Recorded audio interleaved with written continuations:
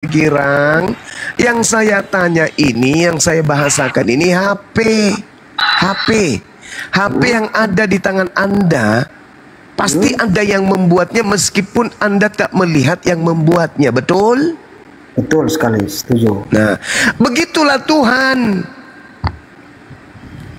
Tanpa dia harus menjadi bayi, menjadi manusia, orang berakal udah sampai pada ketuhanan. Tuhan itu pasti ada, mutlak ada. Kenapa? Karena alam semesta ini ada. Gini. Kalau analogi HP ini kan... Jangan ditombak teman-teman, nanti nggak diskusi loh. Jangan ditombak. Syukron Bang Pe. Gini. Kita kalau bermain logika tidak bisa analoginya begitu, Bang. Karena kalau menganalogikan pembuat HP ini kan kita tahu siapa pembuat dengan jelas kan. Pembuat TikTok. Anda tahu siapa yang membuat HP ini yang Anda pakai? Iya. Siapa? Satu menit. Saya ketik di Google pasti saya tahu orangnya. Nah, ada berarti kan? Pasti ada ya. Ada. Begitulah Tuhan. Alam semesta ini ada. Dengarkan saudara, segala sesuatu yang ada pasti ada yang mengadakan. Itu pasti itu semua orang beragama pasti meyakini itu. Berarti Tuhan itu ada tanpa kita harus melihat wujudnya. Ya, tanpa kita harus melihat hakikatnya. Baik. Tapi persoalannya begini, Bang. Persoalannya kita sama-sama meyakini bahwa pencipta alam semesta ini tidak bisa dilihat dan didengar. Nah, kita semua sudah meyakini itu. Tapi kemudian bagaimana level kita sekarang? Bagaimana kita? Tuhan itu ada dan Tuhan itu tidak bisa dilihat di bumi ini. Sekarang kita naik level. Oke. Siapa Yesus itu? Baik. Gini. Yesus ini dalam Alkitab itu bahwa dia ada sebelum semua alam ada semua alam semesta. Maksud Anda ingin menjual Yesus bahwa dia adalah Tuhan itu sendiri? Bukan. Anda ingin menabrak level pertama tadi? Sabar dulu, Bang, sabar. Gini, Yesus berkata dia ada sebelum semuanya ada. Maksud Anda menyatakan itu apa? Gini, selama ini kan perdebatan soal kata firman ini Yohanes 1 ayat 1 bahwa pada mulanya adalah firman itu bersama-sama. Jadi kita sudah masuk ke dalam ranah dalil. Bagaimana nih? Kita kembali. Oke. Kenapa level 2-nya ini tanpa dalil? Oke, baik. Oke, siap. Gini. Silakan.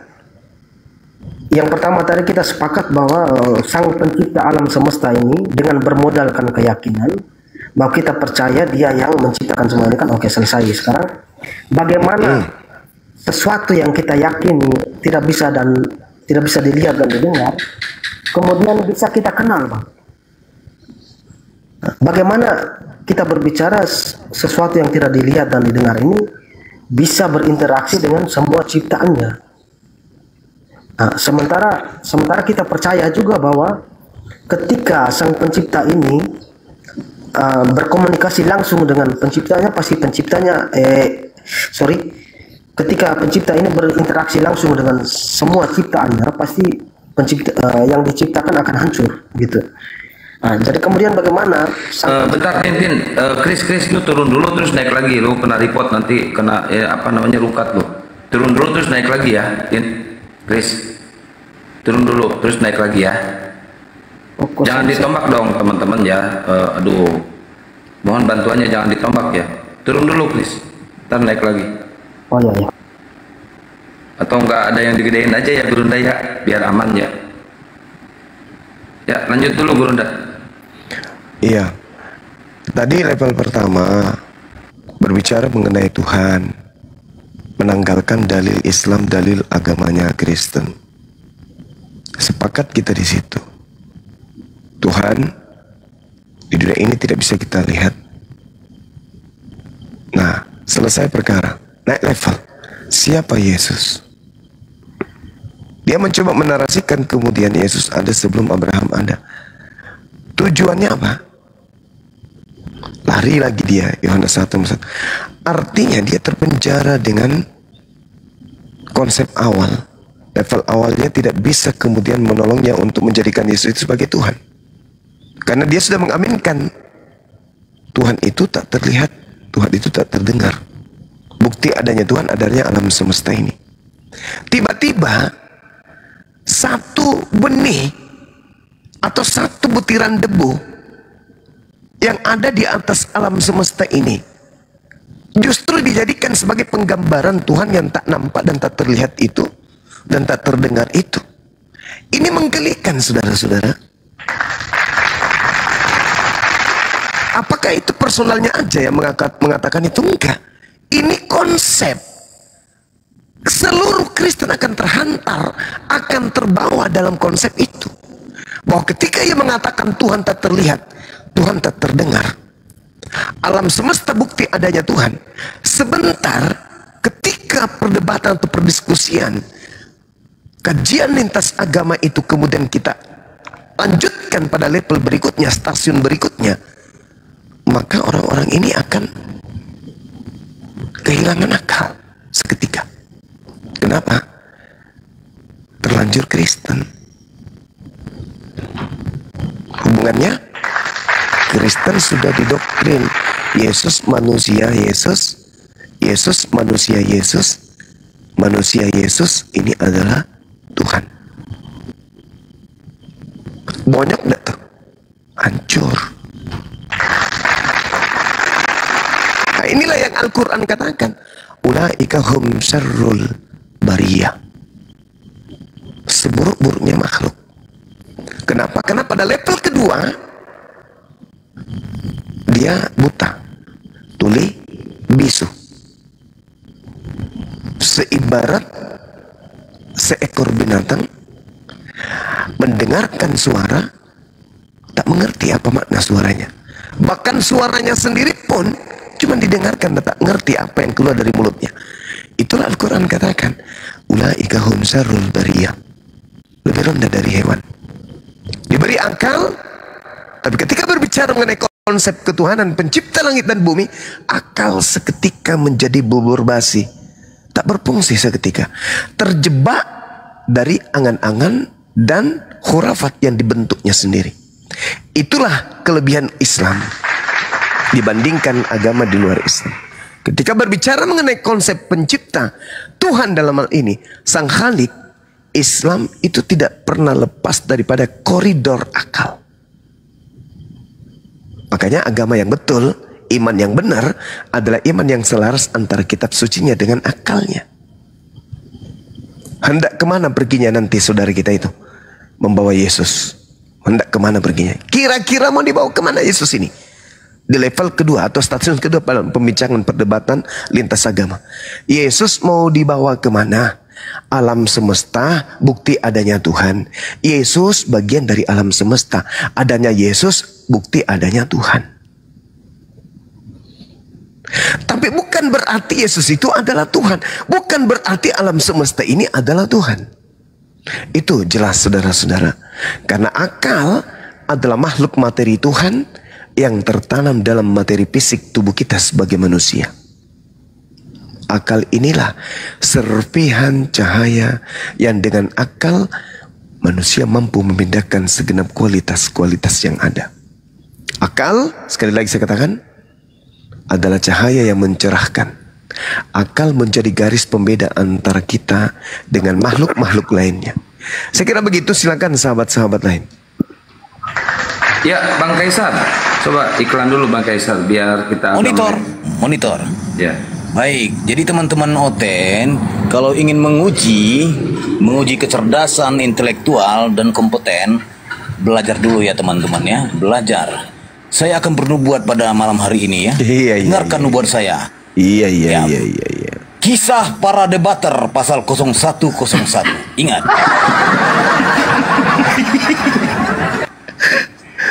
Boleh direkam teman-teman ya. Direkam, dibuat video.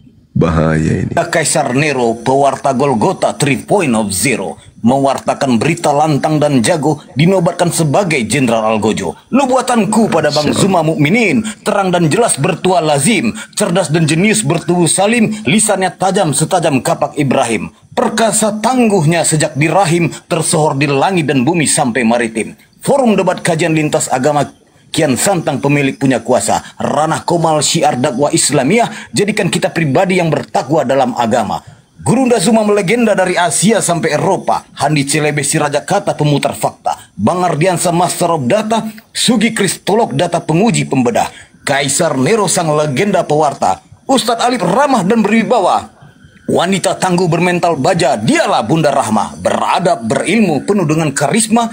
Jika kalian hanya menghujat dan menghina, kupastikan kau berserak merangka berak celana. Untuk kalian penyembah gagang ketapel yang kalian percaya buku novel, mengapa dan kenapa kalau ditanya data Bibel, jadi begini, jadi begitu, jadinya sompel. Sejak kapan anak Tuhan jadi Tuhan? Sejak dogma doktrin mentah kau telan. Sejak kapan Tuhan berak, tidur dan makan? Sejak mencuri gandum dan menjala ikan. Bobroknya otak kafir penyembah setan.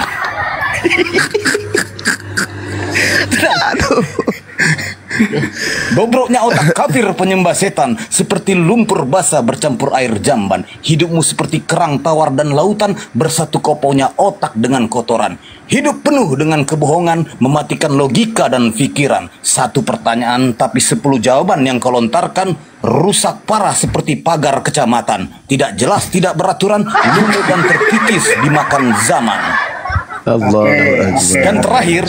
Dan terakhir, segala daging halal kau makan, terkecuali daging sandal dan ban. Segala daun boleh kau konsumsi.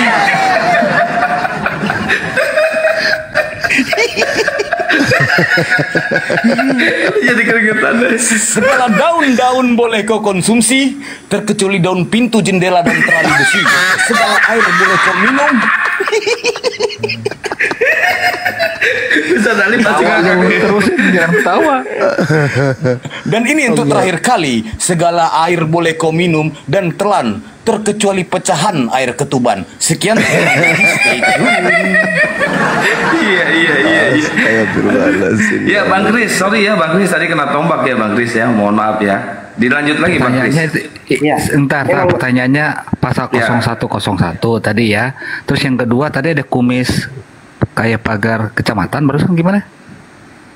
Itu requestnya Bang Alif waktu kami sama di room semalam sama Bang Zuma. Dia minta ada kata-kata kumismu kayak pagar kecamatan katanya. Saya mau berkumis coy. Itu ke gua, itu kumis gua kayak pagar kecamatan Bang, berarti. lanjut. Ya oke, Bang Kris, silakan Bang Kris dilanjut. Mohon maaf tadi kepotong ya Bang Kris ya. Oke, siap. Bang Kaisar, saya berharap mudah-mudahan barusan itu sebagai sebuah candaan saja Bang ya, tidak serius Bang. Oh bukan canda itu, bukan. Oh, bukan canda. Bukan. Kau tahu posisi saya siapa di sini? Saya adalah pewarta dari Bukit Golgota. Dan biar tahu kamu, tim saya sekarang di sana sedang menyelidiki kuburan orang-orang kudus. Boleh dicek. Mati Ini juga harapan saya itu sebuah candaan saja, tapi kalau serius juga tidak masalah. Ya udah, kalau nggak masalah udah nggak usah dibahas lagi. Lanjut Bang Martin. Ya ini ada nenggolan sebelum ini ya, monitor nenggolan. Kalau nggak monitor nenggolan di bawah. Nenggolan. Ya mungkin nggak monitor. Bang Kris lanjut. Moderator. Oke baik. Gak beres ini tadi pagar kecamatan, jaringanku pas lagi down lagi, aduh nggak dengar. Ya itu Kang Alif kayaknya ke saya ya Kang Alif ya, Ustaz. Ya moderator kerja moderator. Lanjut Bang Kris. Oke baik. Kita lanjut yang tadi Bang ya. Karena selama perdiskusian yang selama ini yang saya alami itu bahwa semua sepakat bahwa sang sumber ini, sang pencipta alam semesta ini tidak bisa dilihat dan didengar. Dan ketika sang pencipta ini berinteraksi langsung dengan semua ciptaannya, pasti semua ciptaannya akan hancur. Itu kita berpatokan dasar pada dua kalimat itu. Pencipta ini tidak bisa berinteraksi langsung dengan semua ciptaannya, termasuk malaikat. Jadi sekarang sebelum malaikat ini menyampaikan perintah sang pencipta ini kepada Nabi Muhammad atau Nabi siapapun lah, bagaimana cara malaikat ini berinteraksi dengan penciptanya, yang mana malaikat ini juga pencipta. diciptakan. Bagaimana malaikat ini yang manas?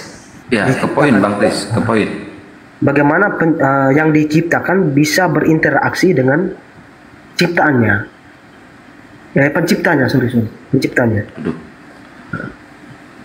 Itu coba Bang Zuma itu coba jelaskan dulu menurut versi Islam atau menurut pendapat Abang lah.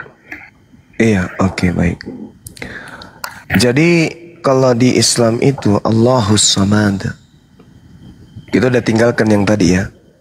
Kita pindah ke tema yang baru atau keadaan yang baru ya. Allahus Samad. Allah tempat bergantungnya segala sesuatu. Nah, manusia saya bisa jelaskan. Karena itu adalah dimensi saya sebagai manusia. Malaikat tak mampu saya jelaskan. Begitu juga makhluk-makhluk yang lain. Sama seperti hewan, seperti kemudian malaikat, iblis. Nggak ngerti saya, nggak paham. Nggak ada ilmu saya tentang itu. Yang saya tahu, Allahus Samad. Allah tempat tergantungnya segala sesuatu. Makhluk yang ada di atas muka bumi atau yang ada di atas langit atau di antara keduanya, itu semuanya bergantung kepada Tuhan pencipta langit dan bumi. Tapi kalau bagaimana cara berinteraksi? Kalau manusia interaksi dengan doa, dengan sujud beribadah, dengan memohon kepadanya, meminta perlindungan kepadanya, minta rezeki, itu cara berinteraksi dengan Tuhan yang tak terlihat itu. Makanya Tuhan ini harus memenuhi syarat sebagai Tuhan. Annallaha sami'un alim. Tuhan itu wajib hukumnya maha mendengar. Wajib hukumnya maha mengetahui. Wajib hukumnya maha melihat. Meskipun ciptaannya tak maha mendengar, ciptaannya tak maha melihat, yang mengetahui dan yang mengatur segala kebutuhan makhluknya, itu wajib kemudian pada dirinya ada sifat mutlak, yaitu maha mendengar, maha melihat, maha mengetahui dan seterusnya. Kalau itu tak ada padanya, maka dia gugur menjadi sang pencipta atau sang khalik yang kita sepakati di awal. Nah, jadi malaikat itu memiliki metode sendiri, cara hidup sendiri di dalam berinteraksi dengan sang Tuhan. Seibarat batu yang kita lihat nih, seperti benda yang tak berguna atau benda yang tak kemudian memberikan sesuatu respon apapun. Tapi sebenarnya batu itu punya interaksi khusus dengan pencipta. Nah, ini yang saudara ingin saya katakan kepada saudara. Jadi ketika berbicara mengenai malaikat, malaikat sendiri memiliki metode, dan yang hanya tahu itu, yang tahu banyak tentang itu adalah yang maha mengetahui, bukan kita. Kita hanya sampai kepada poin kitab yang kita anggap suci. Tuhan berfirman kepada malaikat-malaikatnya. Malaikat mendengarkan Tuhan berfirman. Contoh di dalam Al-Quran. Wa isqala rabbuka lil malaikati wa isqala rabbuka lil malaikati inni ja'ilum fil ardi khalifah. Itu salah satu contoh. Nah, jadi malaikat kemudian itu mendengarkan bagaimana Allah berfirman, bagaimana Tuhan berfirman kepadanya. Seperti itu, saudara. Iya, baik-baik. Iya. Kalau penjelasan abang ini, kalau menurut akal saya itu masih bermain di ranah iman, bang. Kepercayaan saja. Atau mungkin saya yang salah atau gimana nih? Atau menurut teman-teman lain kan, itu penjelasan itu berdasarkan iman itu, belum secara logikanya. Nah, sayangnya yang perlu Anda pahami, iman di Islam itu pasti berkesesuaian dengan akal. Yang saya jelaskan tadi itu adalah akal dan iman. Iman yang betul adalah iman yang selaras dengan akal. Yang saya uraikan tadi pada level pertama, Tuhan itu begini dan begitu, itu iman sekaligus akal. Akal tidak bisa dilepaskan dengan iman kalau di Islam. Contoh nih, saya bertanya, menurut saudara Kristen, iman Kristen adalah iman yang paling benar. Menurut Hindu, imannya juga benar.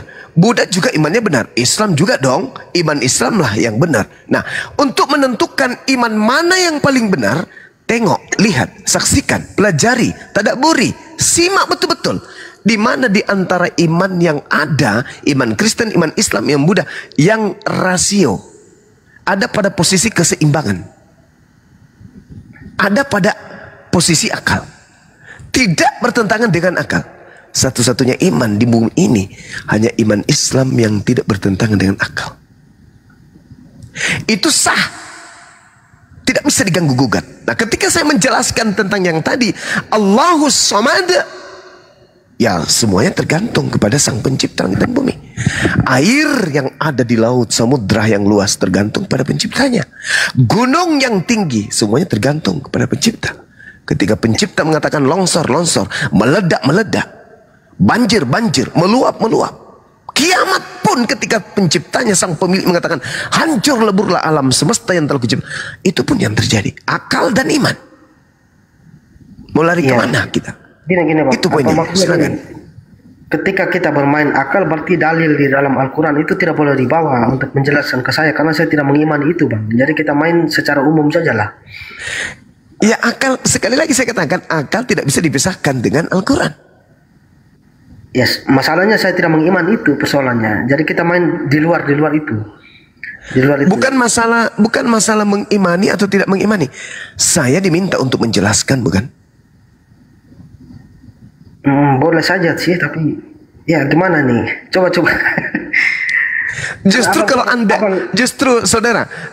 kalau Anda lebih mendominasi pada diri Anda akal dalam menjelaskan dan menerima penjelasan, harusnya akal Anda menghantarkan Anda kepada keadaan di mana Anda harus takjub. Loh, kok ini dalil Quran selaras dengan akal? Iya, seharusnya dalil Quran yang dibawa dulu. Okay. Karena tadi saya mau masuk ke Yohanes 1 ayat 1 pun tadi sudah dibatasi oleh abang sendiri tadi kan. Oh, itu pada saat kita ingin membahas tentang Yesus. Tadi kan Anda yang mengajak untuk tidak menggunakan dalil. Tadi abang yang membatasi saya, sekarang saya membatasi abang supaya jangan masuk ke Quran dulu. Kita main di luar dulu. Oke, baik. Oke. Pencipta langit dan bumi ini kemudian tentu dia maha berfirman. Dalam arti kata, maha memberikan instruksi, maha berkuasa. Karena kekuasaannya kemudian dia mampu memberikan sinyal kepada ciptaan-ciptaannya. Setuju nggak? Iya. Nah sekarang gini, Bang. Sekarang gini. Dia memberikan kekuasaan kepada semua ciptaannya, tetapi kita sudah didasari oleh kalimat bahwa Sang Pencipta itu tidak bisa dilihat dan didengar. Nah, bagaimana kemudian ciptaannya ini bisa mendengar dia, dan kemudian dia ini diperkenal oleh ciptaannya kepada ciptaan lain. Ya, dalam ciptaan yang pertama adalah malaikat pastinya. Kemudian malaikat ini memperkenalkan kepada Nabi, kemudian Nabi meneruskan kepada kita, begitu kan?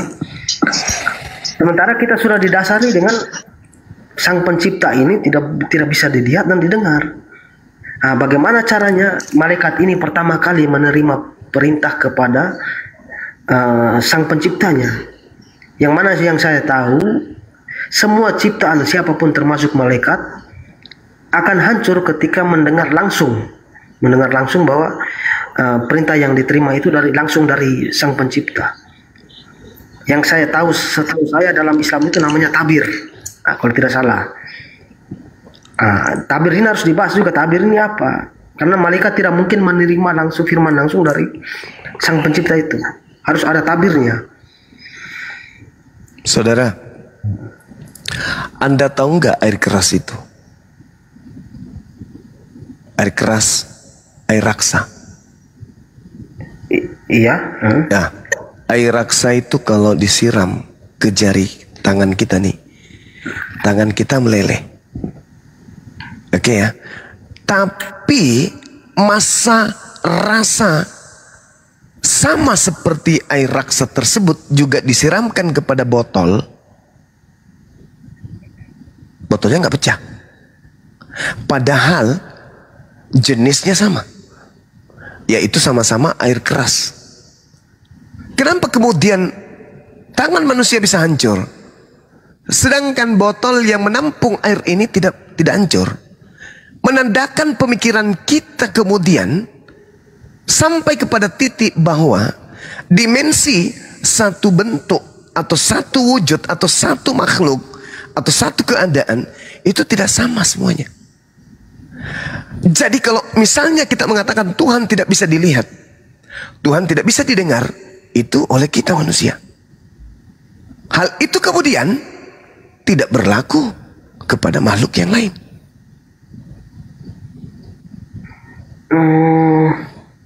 Kan kita berbicara mengenai skala malaikat, bukan? Nah, itu dia. Iya, karena malaikat ini, bentar. Apakah malaikat ini bagian dari Allah itu sendiri atau gimana nih? Alam semesta ini termasuk kita ada bagian daripada Tuhan. Karena tidak ada dalil bahwa manusia tidak bisa melihat dan mendengar Allah itu secara langsung kecuali malaikat. Itu dalilnya tidak ada kan, pasti itu. Kan malaikat juga ciptaan nih. Apakah ada dalil yang semua ciptaan tidak bisa melihat saya dan mendengar saya kecuali malaikat? Kan tidak ada juga dalil seperti itu. Ada, saudara. Al-Quran surah Asy-Syura ayat 52. Coba buka. Bang Niko ini Muslim apa Kristen? Oh, Kristen. Oh iya. Saya bacakan ya. A'udzubillahi minasyaitonirrajim. Wa kadzalika auhayna ilaika ruhan min amrina ma kunta tadri mal kitab walal iman walakin ja'alnahu nuran nahdi. Asy-Syura ayat berapa itu ya? Asy-Syura ayat 51 ya? Adinda. Asy-Syura Iya, 51 52. Iya, Masya Allah. Surah 2 surah 51 Dinda. Wa makana li basharin ayyukallimahullah ila wahya aw mi wara hijab aw yursila rasulan. Oke. Itu jelas itu. Allah Subhanahu wa taala menjelaskan tidak patut bagi manusia. Manusia toh yang dikatakan tidak patut bagi manusia bahwa Allah akan berbicara kepadanya langsung kecuali melalui perantaraan wahyu dari belakang tabir atau dengan mengutus malaikat lalu mewahyukan kepadanya dengan izinnya apa yang dikehendaki. Sungguh Allah maha tinggi dan maha bijaksana. Itu jelas tuh Al-Quran mengatakan itu. Baiklah. Sebenarnya saya pribadi pun sudah memikirkan soal itu. Tapi bagaimana ketika dalil itu dikaitkan dengan Adam? Kan Adam itu tidak ada perantara malaikat lagi di situ. Adam mendengar langsung. Adam mendengarkan langsung. Ya, manusia kan itu di situ. Saya juga berpikir semua ke situ. Hanya bagaimana nanti kontradiksi di situ. Nah, justru itu, saudara. Makanya Adam itu diciptanya di jannah, bukan di bumi.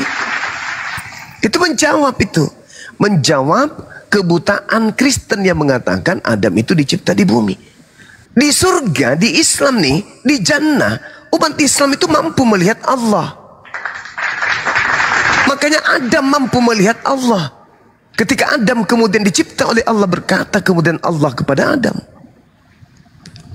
di jannah Islam itu nanti di jannah manusia Islam bisa melihat Tuhan seibarat mereka melihat matahari atau bulan pada malam hari. Nah, kalau dia dicipta di bumi, manusia tak mampu melihat Tuhan, ada dimensi berbeda. Ya gini lah kan, kalau nggak bahas Yesus nggak makan. Ya kayak gini. Bang Lan, sebentar. Ini apa sih? Potong dulu. Ya, tapi kalau Bang Suma kalau sisipkan kata ibarat di dalam berarti bukan Tuhan lagi tuh. Kalau sudah kata ibarat di dalam, jangan sisipkan kata ibarat. Maksudnya apa? Bang Suma mengatakan bahwa umat Islam itu nanti ibarat melihat Tuhan kan? Ya, umat Islam itu di jannah melihat Tuhannya.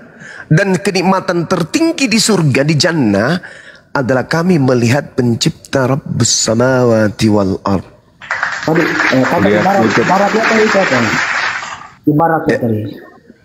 Seibarat melihat rembulan di malam hari.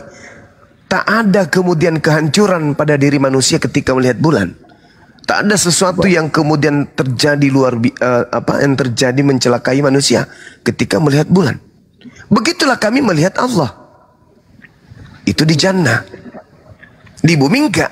Maka ketika Anda bertanya tentang Adam alaihissalam, maka kembali kepada pernyataan awal iman Islam, Adam dicipta di jannah, di surga, bukan dicipta di bumi ini. Jadi Allah bukan ini sama sedikit ya.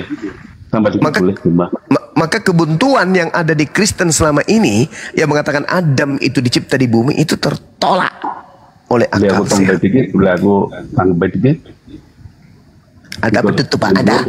Ada kecil tuh. Ayo gitu kan, kalau nggak bahas Yesus. Yang bahas Yesus siapa? Lan. Wasakat kotok tak tak tuh. Bisa nyaku bahasamu. Gitu kayak gitu, iya. Terus? Yesus tidak laku di Indonesia. Yesus, iya. Terus? Hanya orang-orang yang menyembah makhluk halus yang membuat Yesus itu disembah di Indonesia. Terus kau kira kami penyembah setan gitu maksudmu? Lah kalau bukan setan, lalu siapa yang datang kepada Paulus? Jangan lompat dulu lah. Kau pikirkan dulu, sedangkan Tuhan mau aja bayang-bayangan. Yang disembah Yesus bayang-bayangan atau bukan? Tombak, teman-teman halal. Tuhanmu dulu yang kau pikirkan. Yesus kan menyembah Tuhan kan? Tuhannya Yesus itu bentuknya kayak mana? Kotak, segitiga, lonjong, atau gimana? Bapak yang Yesus sebut di surga, yang ada di surga itu bentuknya kayak mana? Lonjong, segi empat, bersisik, bergerigi, atau gimana? Gak bisa. Yesus tidak bisa menjelaskan wujud daripada Bapa yang ada di surga. Yesus tidak bisa menjelaskan Yesus dari Bapa. Emang bisa Yesus menjelaskan bentuk Bapa itu kayak mana? Wujudnya kayak mana? Itu kalau nggak jelekin Kristen, kalau nggak jelekin Yesus nggak makan. Ada ngejelekin ya, gitu loh. Saya bertanya loh, Yesus ketika menjelaskan tentang Sang Tuhan itu, wujud Sang Tuhan itu kayak mana? Kok pula dijelek-jelekan? Lucu. Yang menjelekkan Yesus itu Bible. Diludahin, ditampar, diseret, ditonjok, ditelanjangin, digantung. Shalom. Itu Bible yang menjelekkan Yesus, bukan Islam, bukan Bang Zuma. Halo, shalom aku. Iya, salon tutup jam segini, Bang. Waduh. Shalom. M Bang M. Oh. Mau nanya Bang Zuma. Iya. Saya pernah baca di hadis Musnad Ahmad 5364 bahwasanya batu dapat menghapus dosa. Apakah itu betul Bang Zuma? Nggak ada dalilnya. Nggak ada dalilnya kayak gitu. Ada Musnad Ahmad 5364, coba. Silakan Anda baca. Yang lain diam, baca. Saya nggak bisa buka kamera, udah kena ban. Coba baca aja. Zuma buka baca aja saudara. Baca aja saudara, baca. Bahwasanya rukun Yamani dan rukun Aswad itu dapat menghapus dosa sehabis-habisnya. Itu isi hadisnya. Dalilnya coba Anda bacakan ke saya. Musnad Ahmad 5364. Bacakan ke saya, Bang. Kan saya baca tadi. Enggak gitu bacanya, ya. Baca yang sempurna. Nah, coba gimana cara bacanya? Kan kau yang jago bahasa Arab. Anda yang bawa materi di sini. Ya udah saya kasih datanya. Jadi apa lagi? Sekarang Anda baca. Bahwasanya rukun Yamani dan rukun Aswad tidak dapat menghapus dosa sehabis-habisnya. Di mana dalilnya tuh? Musnad Ahmad 5364. Coba Anda bacakan. Tadi udah saya baca berkali-kali. Itu Anda baca singkatnya aja. Ya udah kau baca lengkapnya kan kau Anda baca, Anda yang bawa data kok. Ya kan tadi udah saya baca intinya Kak. Loh, nggak bisa begitu cara belajar Islam itu, nggak itu, Bang. Ya udah, bukan Bible baca itu. Lengkapnya, Bang. Ya Anda yang baca. Baca lengkapnya. Anda yang tadi baca. Udah saya baca. Enggak baca lengkap. Ini kan bingung aku. Ya memang bingung, namanya ada Kristen. Langsung jawaban aja lah. Otaknya cuman sebesar semut, mau belajar hadis, kan lucu. Kalau gitu saya minta jawaban. Siapa teman-teman kasih data. Kristen otak cuman sebesar semut, bahas hadis. Ya Allah ya Karim. Jawab aja pertanyaannya, apakah itu betul? Tidak betul. Batu kok menghapus dosa? Di mana? Hadisnya ada kok. Musnad Mana? 45364. Coba. Musnad 45364. Saya kan sudah jawab datanya, sudah kasih data. Coba Anda bacakan kepada saya, coba. Bahwasanya rukun Yamani dan rukun Aswad itu dapat menghapus dosa sehabis-habisnya. Coba Anda lihat, baca baik-baik, coba. Ya ampun, susah banget sih ngomong sama ya susah dong, Kristen bahasa hadis. Gimana dong? Kamu nggak nerima kitabmu sendiri loh. Bukan saya nggak nerima, saya minta Anda baca. Kan udah saya baca, jadi apa lagi? Lo nggak jelekin Kristen, nggak makan kau Zuma. Ya? Kenapa jadinya? Kristen itu udah jelek dari asalnya. Lagi. Kristen dari sana emang udah busuk, penyembah makhluk terkutuk. Betul nggak? Kristen menyembah makhluk terkutuk, betul nggak? Betul sekali dong. Betul sekali. Gimana sih? Betul sekali. Masa mau dijelekan lagi? Hah, sesuatu yang jelek udah jelek pun dari. Lucu ente. Tai nggak perlu dibilang bau. Yesus, kalau nggak tai itu udah bau dari sana. Ya, nggak makan. Kayak kamu jarak 30 km bau narkobengmu udah ketahuan. Kau itu pemakai. Baru dilihat caramu jalan udah ketahuan kau itu pemakai. Begitulah agamamu. Udah dibentuk dari sana kok. Nyembah makhluk terkutuk. Lucu ente ini. Kena lagi. Siapa yang menjelekkan Yesus? Yang menjelekkan Yesus itu Bible. Alamak. Susah teman-teman ini. Tambah panas. Menyembah makhluk terkutuk, Bang, ya? Ya iyalah. Galatia 3 nomor 13. Untuk itulah Kristus telah menebus Kristen dari kutuk hukum Taurat dengan jalan menjadi kutuk. Sebab ada tertulis, terkutuklah orang yang digantung di atas pohon. Itu dalil, Bang. Siapa itu yang terkutuk tuh? Hah? Siapa? Ya, dalil itu kan Paulus hanya mengulangi bahwa sebab ada tertulis. Artinya Paulus hanya bentar Burunda. Nah, kawan-kawan udah 1, ya teman-teman bisa bikin 2M teman-teman. Tap lagi teman-temanku yang 5.000 sekian. Ini banyak korban ya. Ini kayaknya grup-grupnya si Olan ini. Kan jelas di sana tertulis Galatia 3 nomor 13. Kristus telah menebus kita dari kutuk hukum Taurat dengan menjadi kutuk karena kita. Sebab ada tertulis, terkutuklah orang yang digantung di situ tuh, digantungnya kan gitu. Nah, Martin, siapa yang digantung di tiang salib terkutuk itu? Begini, Bang, di situ Paulus hanya mengulangi bahwa sebab ada tertulis. Iya, pertanyaan saya, siapa yang digantung terkutuk itu? Iya, tapi kan kita tahu Yesus ini digantung karena apa? Dia menggantikan begitu kan? Iya, siapa itu yang digantung terkutuk? Nah, Bang Joma datang lagi, silakan. Ya, jadi kan akun pun dilawan. Saya yang kalian lawan, jangan akun saya. Ya, kita perlu ditombak lah, kita diskusi santai. Iya, Yesus itu menurut Paulus, dia itu adalah makhluk yang terkutuk di atas salib. Ya, enggak begitu ayatnya, begitu, Bang. Yang terkutuk itu yang di neraka kakinya, terkutuk itu. Paulus kan hanya mengulangi, Bos. Sebab ada tertulis kan. Sebab ada tertulis. Terkutuklah orang yang digantung di atas salib. Itu yang tertulis kan? Nah, sekarang siapa yang digantung? Siapa yang terkutuk? Ya, tapi kita membaca riwayat itu bahwa Yesus ini digantung karena apa? Bukan karena dia. Bukan masalah digantung karena apa. Yang jelas apapun penyebabnya, Yesus itu makhluk yang terkutuk di atas pohon. Nah, yang pastinya bahwa bukan Paulus yang membuat dia jadi terkutuk. Paulus hanya menegaskan bahwa sebab ada tertulis bahwa yang digantung itu dikatakan terkutuk, maka dia harus diturunkan secepatnya supaya dia jangan dikatakan terkutuk. Itu ayat lanjutannya.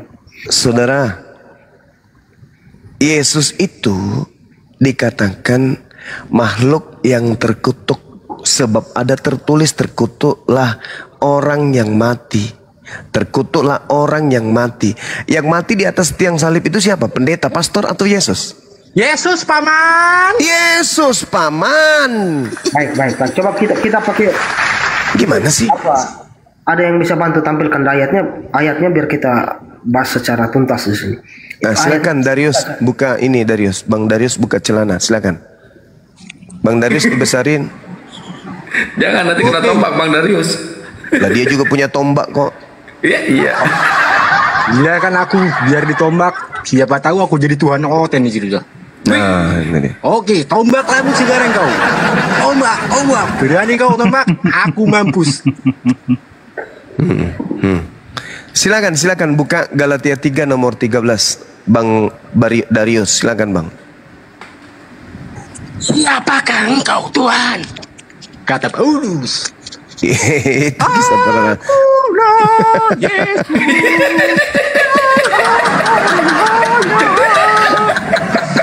Mulai. Buka. Darius ini dari Protestan, kenapa ikut melucu? Ayo saudara Darius minta tolong buka Galatia 3 nomor 13. Siapa yang terkutuk di situ? Terkutuklah orang yang disalib. Siapa yang disalib? Yesus paman. Ah, siapa yang terkutuk? Yesus.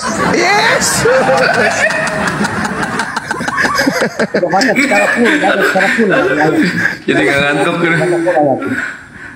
Itu saudara sendiri yang mengatakan, saudara Darius sendiri yang mengatakan. Boleh aku malah nggak sedikit, Suma? Ya, silakan. Ya, jadi yang terkutuk itu di neraka ya, pasti neraka. Nah, yang neraka sebentar, itu malah ternyata kakinya Allah sendiri loh dalam Bukhari 4:40. Dan Muslim Muhammad dan pengikutnya diberi ketentuan mendatangi neraka dalam Matius 7:1. Jadi itu jelas semua. Jadi ini perdebatan rampung selesai. Menarik.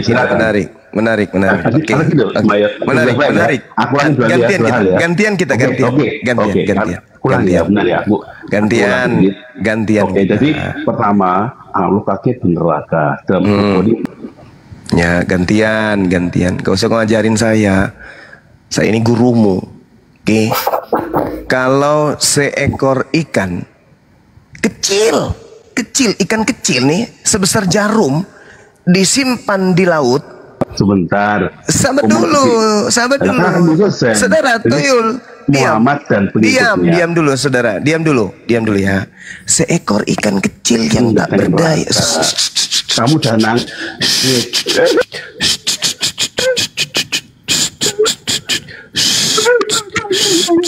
Gitu.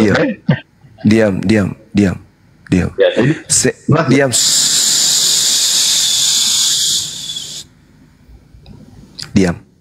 Mati kau kan. Nah, dengarkan saudara-saudara.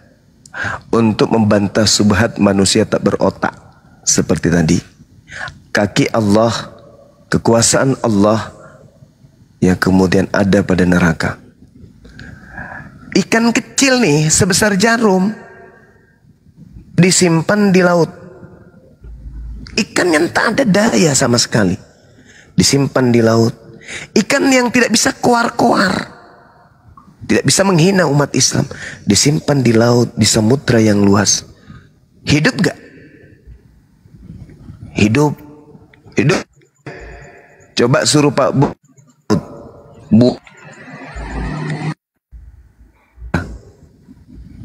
Hidup gak Bom?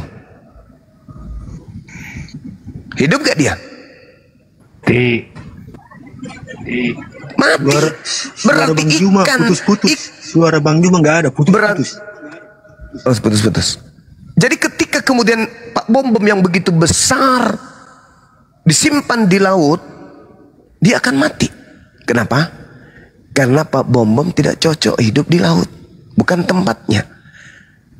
Ikan yang begitu kecil taruh di laut, hidup bahkan bertumbuh dan berkembang biak karena memang habitatnya. Begitu juga sebaliknya. Suruh ikan yang paling besar di laut taruh di darat, mati karena bukan tempatnya, bukan habitatnya. Berlaku ndak itu bagi Allah?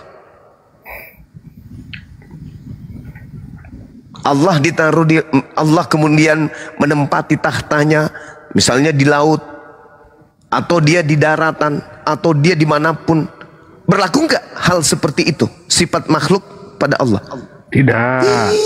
Tidak. Jadi neraka bagi Allah bukan seperti neraka bagi Kristen. Neraka itu tempatnya Kristen dibakar. Neraka bagi Allah hanya satu dari makhluk ciptaannya saja. Alamak, bahlulnya penyembah orang ini. Sederhana itu. Nah, ketika Anda mengatakan umat Islam masuk ke dalam neraka, ini tak kasih dalil ya. Di dalam kitabnya orang Yahudi, bagaimana kemudian Nabi Daud alaihissalam meminta dan memohon kemudian untuk sama seperti Al-Quran surah Maryam ayat 71 ayat 72. Ini tak bocorin kepada penghujat penista Al-Quran surah Maryam ayat 71. Mazmur 66 nomor 12. Engkau telah membiarkan orang-orang melintasi kepala kami. Kami telah menempuh api. Kami telah menempuh api. Kami telah menempuh api. Tetapi engkau telah mengeluarkan kami dari api sehingga kami bebas. Loh, ada di dalam kitabnya orang Yahudi terkait surat Maryam ayat 71. Yudas 1 nomor 23. Coba diplototin. Selamatkanlah mereka dengan jalan merampas mereka dari api, tetapi tunjukkanlah belas kasihan yang disertai ketakutan kepada orang-orang lain juga, dan bencilah pakaian mereka yang dicemarkan oleh keinginan-keinginan dosa. Selamatkanlah mereka dari jalan dengan cara merampas mereka dari kobaran api. Markus 9 nomor 49, semua orang Kristen akan digarami dengan api neraka. Dalil. Mulai. Dalil itu. Mana ada itu di situ? Baca saudara, baca. Markus 9:49, Anda baca. Baca. Semua orang Kristen akan digarami dengan api neraka. Baca.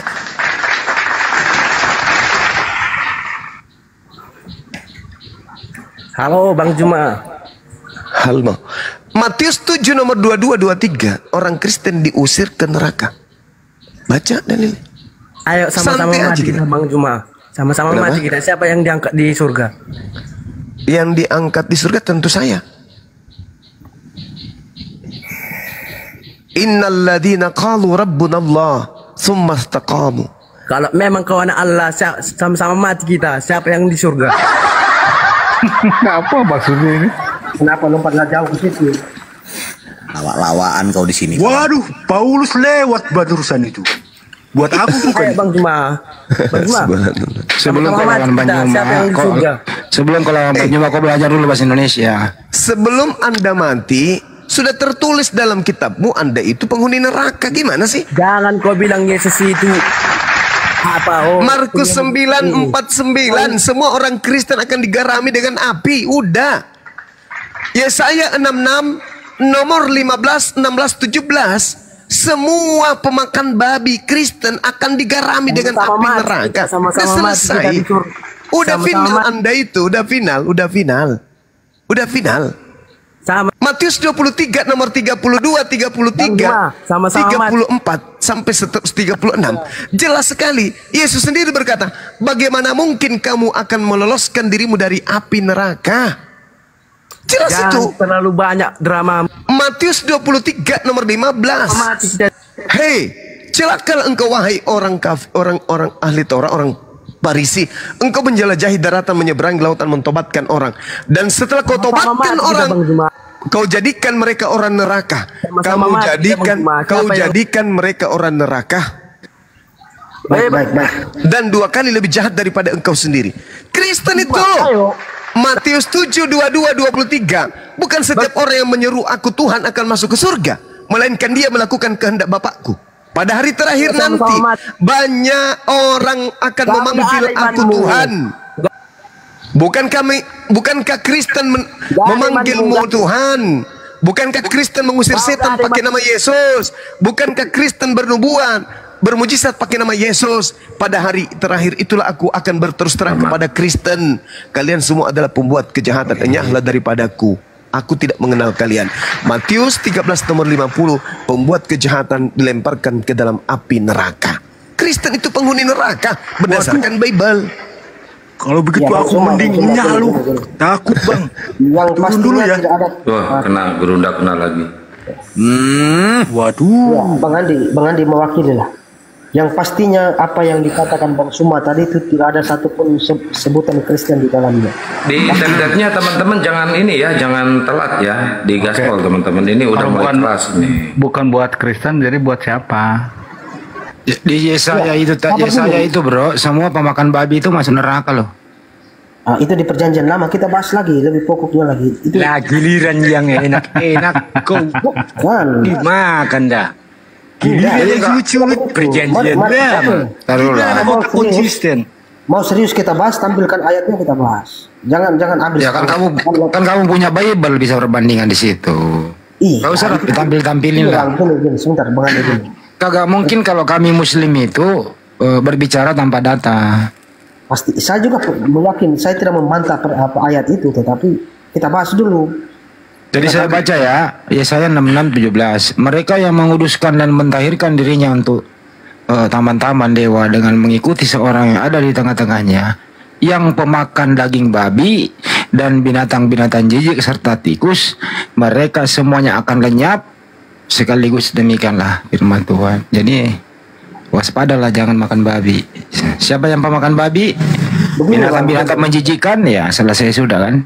Iya, Yesaya ini kan Yesaya tulisan Musa, yang mana tulisan Musa ini meriwayatkan ulang perjalanan yang sudah lalu, mulai dari Ibrahim dan sebagainya, Daud setelahnya. Sementara perintah Musa yang dia terima langsung dari Allah itu cuma 10. Kalau Matius 9:49, Markus 9:49, karena setiap orang akan digarami dengan api. Nah itu. Coba Banyuma balik lagi, silakan Banyuma. Yesaya 66 itu tadi dulu selesaikan. Oh iya. Dia nggak percaya perjanjian lama katanya. Yesus itu mengajarkan perjanjian lama.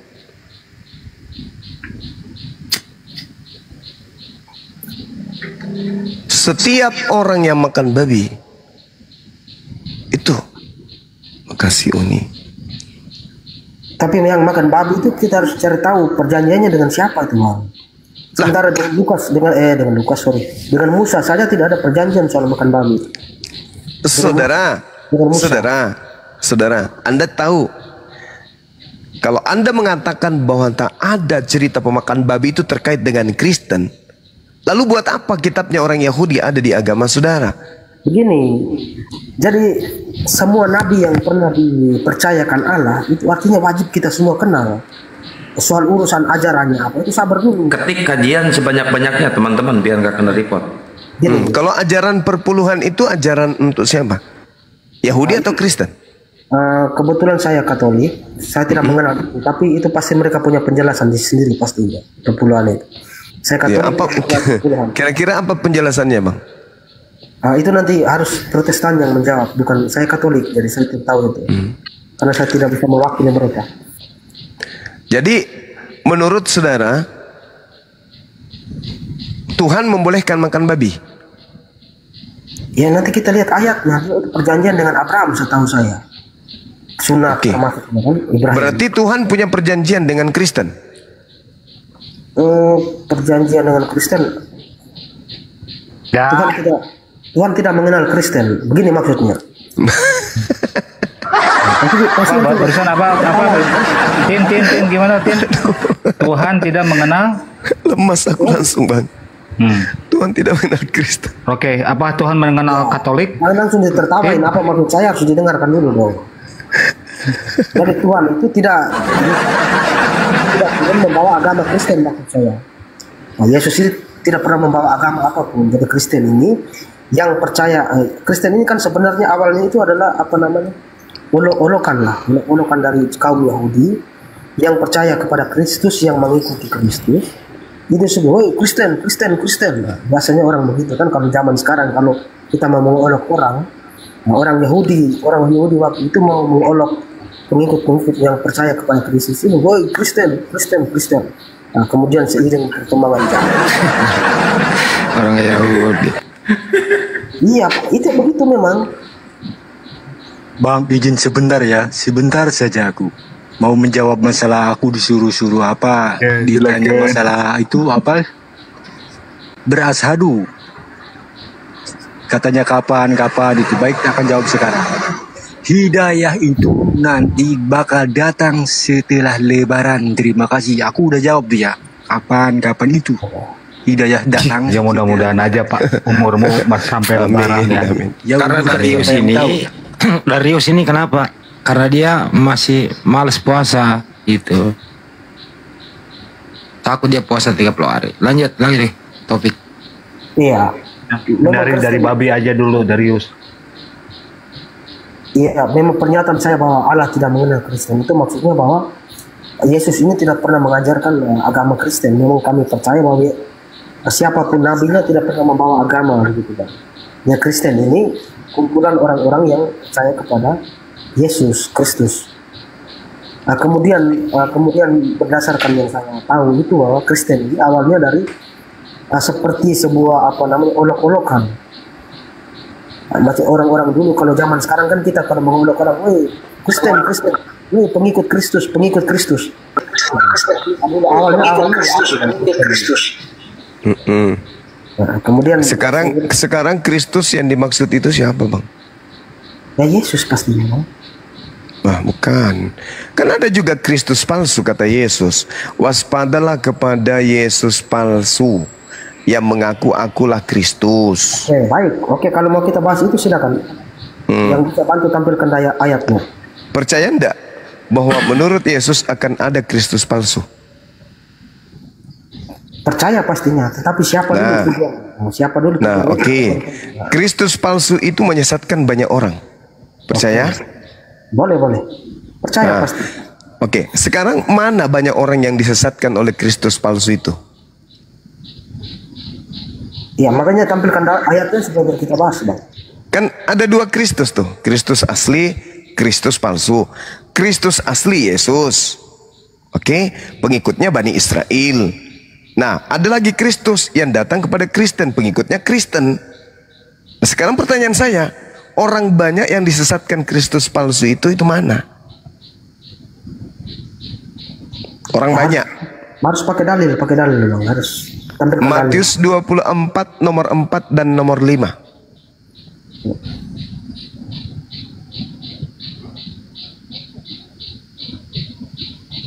Coba ada yang bisa bantu tampilkan dalilnya, bagus, Bang. Karena sudah pernah kami bahas soal itu Yesus marah di depan ahli-ahli Taurat dan kaum Farisi itu bahwa kalian ini pembuat kejahatan, kalian menyeberangi lautan menobatkan satu orang dan sebagainya itu. Nah, itu sebenarnya Yesus marah langsung di depan kaum Farisi itu. Dan tujuannya bukan ke Paulus sebenarnya.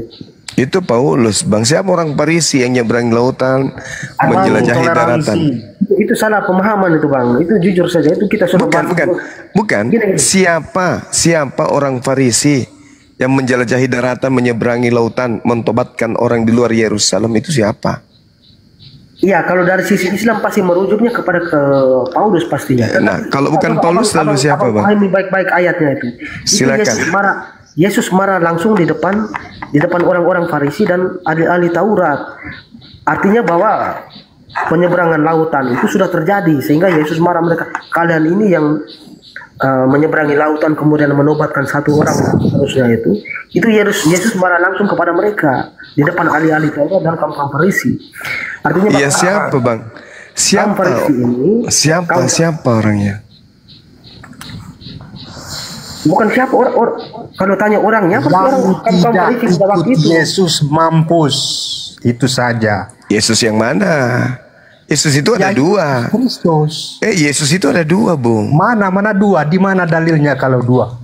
Saya mau tanya dalilnya di mana? Lukas 21 nomor 8. Coba dibaca keseluruhannya.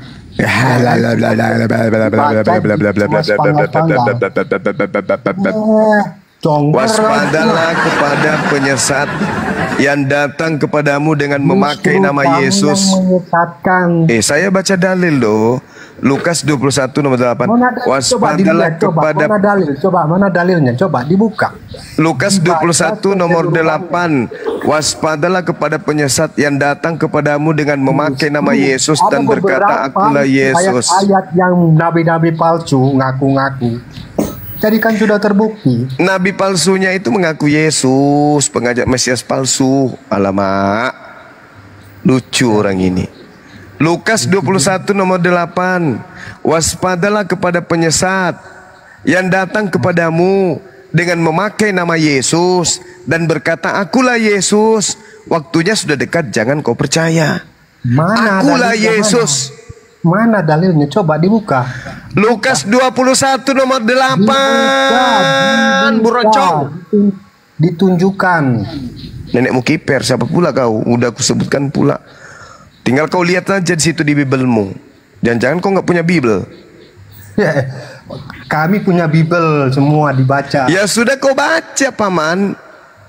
Lukas 21 nomor 8. Kalau mau belajar itu jangan gengsi. Bukan gengsi, kamu yang nggak pernah baca Al-Quran. Mati Mica. Kita ngebahas itu masalah kitab itu sudah keseluruhannya itu. Iya, kau baca coba Lukas 21 nomor 8. Mampus kalian kalau itu. Yesus yang mana? Yesus yang mana dulu? Yesus Kristus, Yesus kami. Yesus anak Maria mengaku, aku diutus hanya kepada domba yang sesat dari umat Israel. Paham kau? Sedangkan Yesus yang datang kepada Paulus itu mengaku dirinya diutus untuk seluruh umat manusia. Itu berbeda, itu Yesus yang lain. Ya, dia kan diturunkan di firman Tuhan itu diturunkan. Firman Tuhan diturunkan apa pula? Ngomong aja belepotan. Saudara, kalau mau belajar jangan gengsi. Firman Tuhan. Bilang aja Bang Zuma, jangan pungut perpuluhan, ajarin saya ya Bible. Tak ajarin, Bung. Tak ajarin. Jangan gengsi lah. Jangan mengajari kitab kami. Kami sudah mengajarkan, tak perlu lagi diajarkan. Bagaimana mungkin? Sombong kali kau. Justru di situ yang bertanya di mana dalilnya. Karena Anda nggak tahu. Makanya kutunjukkan. Lukas 21 nomor 8, kawan. Kamu tunjukkan karena kamu nggak paham, kamu nggak ngerti, saya. Astagfirullahaladzim, ya Allah ya Karim. Justru karena saya paham, makanya saya tahu. Anda bagaimana mau tahu? Masih tolak semua Yesus Kristus. Yang saya tolak itu adalah Yesus yang datang kepada kalian. Itu bukan Yesus anak Maria. Itu Yesus palsu. Tuh, jawabnya, waspadalah supaya kamu jangan disesatkan. Oke. Sebab banyak orang akan datang dengan memakai namaku dan berkata, akulah dia. Dan saatnya sudah dekat, jangan kamu mengikuti mereka.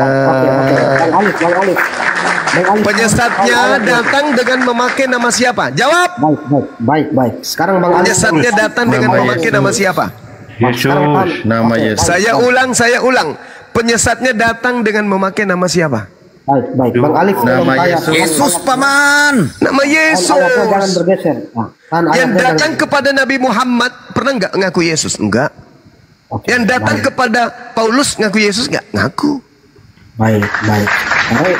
Bang Alif, tolong tahan ayatnya. Sekarang kita fokus ke ayat 8 ini. Jawabnya, waspadalah supaya kamu jangan disesatkan. Sebab banyak orang akan datang memakai namaku dan berkata, akulah dia. Dan saatnya sudah dekat, janganlah kamu mengikuti mereka. Sekarang di mana dalil Paulus ini mengaku sebagai Yesus? Bukan Yesusnya, bukan Paulusnya yang mengaku, penyesatnya mengaku Yesus. Berarti cahaya yang ditemui Paulus. Yes, itu mulai pintar. Bagus. Baik. Oke, baik. Sekarang coba buka dalil yang pertemuan Paulus dengan cahaya. Kisah Para Rasul 9 atau Kisah Para Rasul 22. Silakan.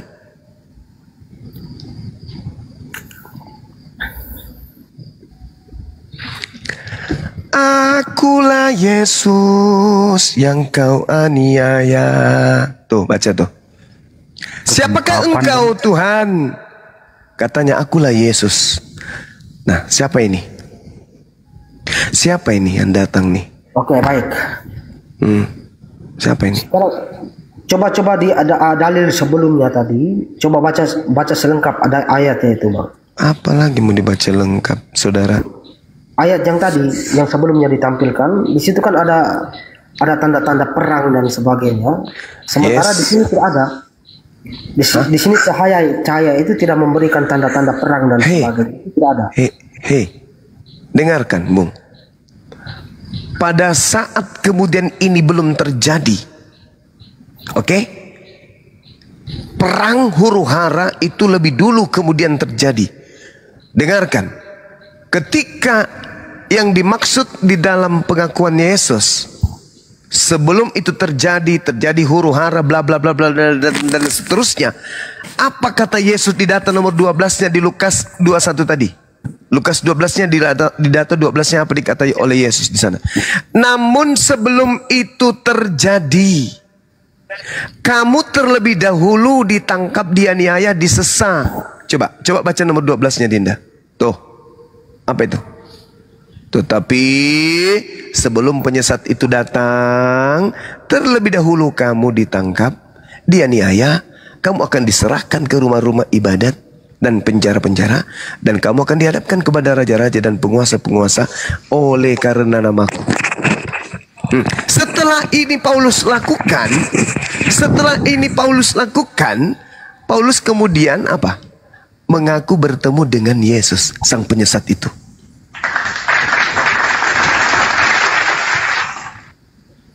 Oke, baik, coba Bang Alif bisa perikopnya soal apa? Diresapi lah, jangan coba-coba terus. Lari lagi ke perikop. Iya, kalau hanya bahasa satu ayat sini saja kan kita mau simpulkan gimana? Yang memberikan perikop itu kan orang Indonesia, Bang. Iya, sebelumnya dalilnya nggak ada perikopan. Kita bisa tangkap poinnya dari sekian. Sekarang pertanyaannya gini aja. Siapa yang pernah melakukan penangkapan penganiayaan terhadap murid Yesus? Itu aja dulu poinnya. Selain Paulus pasti ada juga. Siapa? Tidak dituliskan. Kenapa yang ditulis Anda tidak percaya? Ya memang tidak dituliskan. Ya kenapa Anda mencari yang tidak tertulis sementara yang tertulis Anda ingkari? Ya tapi coba kembali fokus ke sini dulu. Ayat 12 ini mau lari kemana? Saya sudah katakan kepada saudara di dalam Kisah Para Rasul 22 nomor 4, dan aku telah menganiaya pengikut-pengikut Tuhan sampai mereka mati, laki-laki dan perempuan kutangkap dan kuserahkan ke dalam penjara. Itu pengakuan Paulus. Ya, tapi kalau ambil satu ayat begini, bagaimana saya mau bisa bernarasi? Kan tidak jelas nih ayat ini kepada siapa. Kita harus baca satu perikopnya. Nomor 8-nya, waspadalah kepada penyesat yang datang kepadamu dengan memakai nama Yesus dan berkata, akulah Yesus, waktunya sudah dekat, jangan kau percaya. Tetapi sebelum semuanya itu, kamu akan ditangkap terlebih dahulu, dianiaya, diserahkan ke rumah ibadat, di penjara-penjara. Secara sistematis dalilnya jelas pun. Begini Bang, di atas coba baca ayat sebelumnya, ada penyakit sampar, kelaparan, dan itu kita mau kaitkan dengan Paulus ini gimana ceritanya? Makanya harus baca selengkapnya dulu. Ini memang terjadi sebelum penyakit sampar terjadi, sebelum kemudian orang menempa kelaparan dan seterusnya. Ingat saudara, ingat. Sebelum itu semua terjadi, terlebih dahulu murid-murid Yesusnya ini teraniaya dan seterusnya. Apa yang terjadi setelahnya kemudian? Aduh, Bang Alif, itu ayat surat apa itu? Sebelum terjadi orang perang, penyakit sampar, setelah kemudian Kristen ini, penyesat ini sudah memiliki pengikut, benar enggak di tengah-tengah Yerusalem itu ada penganiayaan dari pihak Katolik? Kutanya dulu saudara. Taurat dibakar habis. Siapa yang membaca Taurat dibunuh. Benar enggak terjadi? Setelah Paulus mengaku bertemu dengan Yesus. Terjadi nggak, Bung? Sabar dulu Bang, itu saya tidak bisa memberikan narasi. Loh, tidak bisa. Dengarkan. Romawi menguasai keadaan di Yerusalem. Apakah Romawi kemudian menghancurkan Yerusalem pada saat itu? Enggak. Bahkan Pilatus tidak mau menghukum Yesus kan? Tapi setelah Paulus menjadi paus di Roma, Yerusalem babak belur, hancur lebur. Peperangan terjadi di mana-mana, penindasan terjadi di mana-mana. Tanda-tanda yang dahsyat terjadi kemudian di tengah-tengah Yerusalem oleh orang-orang yang mengaku sebagai pengikut Yesus melalui tangan Paulus. Terjadi nggak itu? Pembantaian kepada orang Yahudi. Terjadi nggak? Jadi paman. Terjadi ratusan tahun. Ratusan tahun. Sampai kepada sahabat Rasulullah berhasil mengusir orang-orang Roma dari Yerusalem. Itu fakta. Bahasnya per ayat lah Bang. Lah, tadi katanya satu perikop, sekarang per ayat. Saudara tidak akan pernah bisa lari kemana-mana. Nah, saya menjelaskan secara sistematis loh padahal. Yesus mengatakan waspadalah kepada penyesat yang datang kepadamu dengan memakai nama Yesus dan berkata, akulah dia, waktunya sudah dekat, jangan kau percaya. Akan terjadi perang di mana-mana, penyakit sampar, kelaparan, bla bla bla bla bla bla bla. Titik. Namun sebelum itu semua terjadi, terlebih dahulu kamu ditangkap, kamu disesah, kamu dipenjarakan dan seterusnya. Setelah itu terjadi, Paulus berjaya. Baca Matius 12 nomor 43 sampai nomor 45. Baca tuh. Ketika ada orang bertobat, keluar roh jahat pada dirinya. Roh jahatnya keluar, berjalan ke padang pasir, ke padang yang tandus, mencari pemberhentian, tapi tidak menemukan pemberhentian. Maka roh jahat itu kembali kepada orang yang bertobat tadi.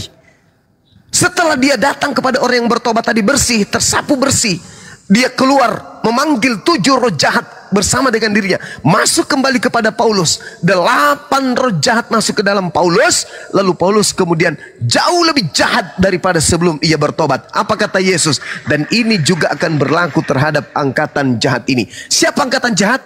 Orang Farisi. Pilih-pilih nomor 3. Paulus mengaku, aku adalah orang Farisi.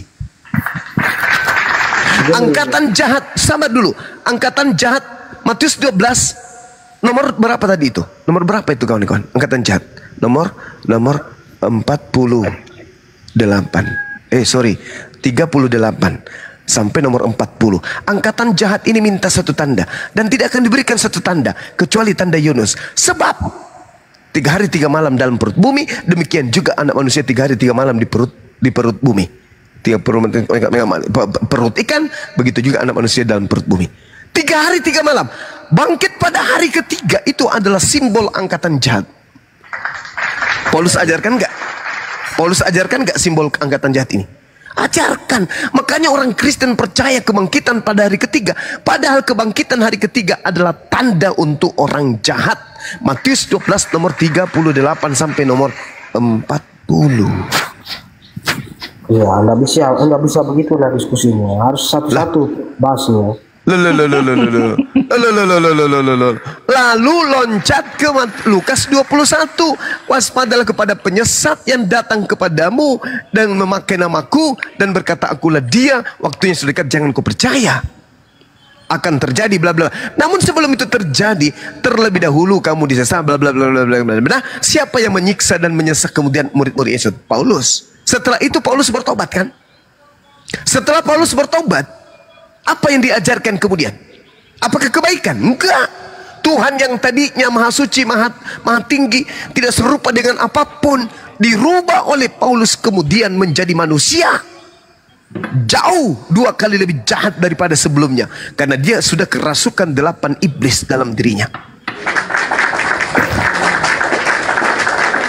Coba.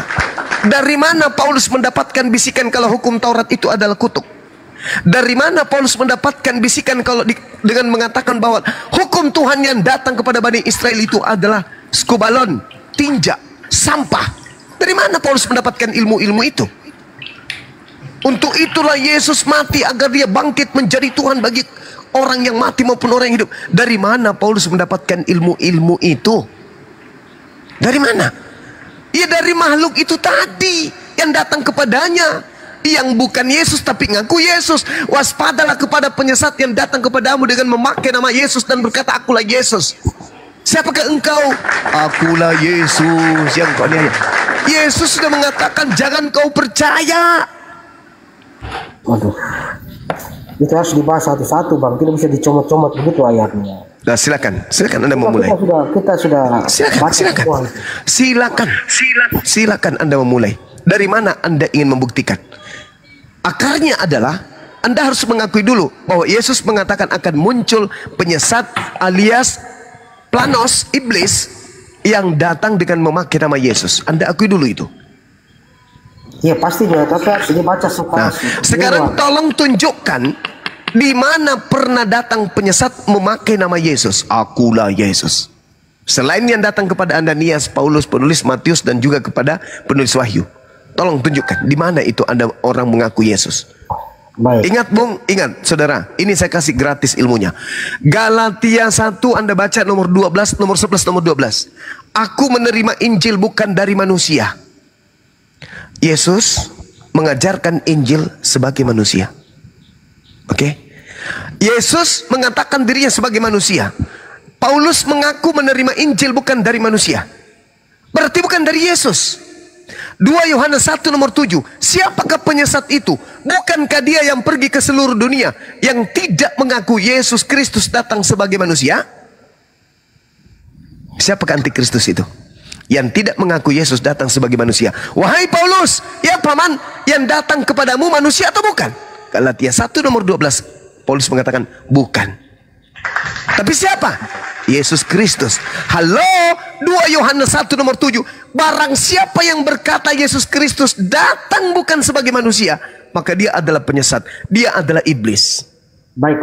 Sekarang tapi faktanya bahwa semua Kristen di seluruh dunia mengaku itu Yesus datang sebagai manusia. Tidak ada satupun yang tidak itu, Bang. Itu kebohongan dan kemunafikan. Anda ngerti tahu orang munafik? Lain di mulut, sabar. Lain di mulut, lain di perbuatan. Orang Kristen mengatakan Yesus itu datang sebagai manusia. Coba Anda lihat ke gereja. Siapa yang mereka sembah? Lain di mulut, lain di perbuatan. Itu munafik. Makanya Yesus berkata, waspadalah, celakalah engkau wahai orang Farisi, ahli Taurat, wahai orang munafik. Lain di mulut, lain di perbuatan. Anda mengatakan Yesus datang sebagai manusia. Hanya orang gila yang mau menyembah manusia. Yang Anda sembah manusia atau bukan? Yang kita sembah sesuai perintah Yesus, berdoalah. Yang Anda sembah manusia atau bukan? Yang kita sembah sesuai perintah Yesus. Saya tidak tanya itu Anda menyembah sesuai dengan perintah siapa. Yang saya tanya, yang Anda sembah manusia atau bukan? Bapak itu setahu saya bukan manusia, Bang. Yesus Anda tidak sembah? Tidak. Anda tidak tuhankan Yesus? Tidak. Lalu Yesus ini siapa menurut saudara? Yesus itu nabi. Boleh dikatakan nabi juga, utusan juga boleh. Berarti dia bukan Tuhan. Yesus Tuhan juga. Nah, tuh coba. Itu lihat. Coba lihat. Dia manusia. Dia manusia juga, Tuhan juga. Itu coba lihat tuh. Sekarang coba Anda lihat tuh. Pembohong besar. Dia mengatakan Yesus itu adalah Tuhan dan manusia juga. Coba, berarti saudara Salon menggabungkan antara Yesus yang asli dengan Yesus yang palsu. Yesus asli manusia, Yesus palsu Tuhan. Dia gabungkan menjadi satu. Palsu dari mana kau itu, asal congor kau gini. Coba kau tunjukkan kepada saya data di mana Yesus mengajarkan kalau dirinya itu adalah Tuhan. Di mana? Karena dia Allah itu sendiri. Coba berani kali kau mengatakan memang dia adalah Allah itu sendiri. Siapa yang ngajarin? Siapa yang ngajarin Anda seperti ini? Siapa yang ngajarin Anda kalau Yesus itu adalah Allah itu sendiri? Siapa yang ngajarin? Alkitab mengatakan itu sendiri. Alkitab. Yang mana yang Anda sebut itu di mana tertulis bahwa Yesus itu adalah Allah itu sendiri? Mana dalilnya? Mana? Susah kalau mau ngomong sama orang nggak pernah paham, susah. Udah, itu sudah tanda-tanda Anda mengalah. Udah, saya maklum. Saya nggak mengalah. Ya sudah, kau tunjukkan di mana dalilnya Yesus itu adalah Allah itu sendiri. Di mana dalilnya? Yesus itu adalah Allah itu sendiri, firman Tuhan itu sendiri. Mana dalilnya? Menjadi manusia. Mana dalilnya? Inilah orang-orang yang harus diwaspadai. Siapakah penyesat itu? Bukankah dia yang pergi ke seluruh dunia yang tidak mengaku Yesus datang sebagai manusia? Dari mana kau bilang dia menyesat? Coba saya mau tanya. Yesus berkata, waspadalah kepada penyesat yang datang kepadamu dengan memakai nama Yesus. Dia mengajarkan bahwa siapa yang mengaku Yesus itu seorang manusia, dia itu orang bukan palsu. Sekarang pertanyaan saya, percaya tidak menurut Yesus akan datang Yesus palsu? Susah, nggak paham. Hancur pesenate lo. Mana yang hancur? Orang nggak pernah. Sekarang saya tanya, percaya tidak saudara Yesus berkata akan muncul Yesus palsu? Dia nggak pernah bilang kayak gitu. Yesus palsu nggak ada. Lukas 21 nomor 8 yang kubacakan tadi samamu, percaya? Saya lihat Lukas 21. Waspadalah kepada penyesat yang datang kepadamu dengan memakai nama. Ayat berapa? 8. Iya. Saya baca. Baca kerasnya. Waspadalah supaya kamu jangan disesatkan, sebab banyak orang akan datang dengan memakai namaku. Ya iya. Perumpamaan supaya jangan ada yang menamakan nama-nama mengakui namanya. Berarti penyesatnya memakai nama siapa? Jangan salah memahami. Penyesatnya datang memakai nama siapa? Baca perikopnya. Permulaan penderitaan. Bang sebentar. Kami nggak paham ayat ini. Itu ayat jelas banget kok. Kamu mengikuti mereka yang mengaku Yesus. Penyesatnya datang dengan memakai nama siapa? Terus dia katakan di situ, janganlah kamu mengikuti mereka. Iya, mereka ini penyesat ini menggunakan nama siapa? Penyesat ini memakai nama siapa? Tidak ada nama Yesus di sini. Namaku. Tidak ada nama Yesus di sini. Namaku di situ siapa? Nama Yesus siapa? Kan gila kan? Siapa nama Presiden Soeharto? Kan gila namanya itu. Di situ Yesus sudah berkata, waspadalah kepada penyesat yang datang kepadamu dengan memakai namaku. Namaku siapa? Namaku siapa? Allah, kamu itu nggak pernah paham. Bang Salom, izin. Begini, ini sebenarnya ada keterbatasan penerjemahan ke dalam bahasa Indonesia, Bang.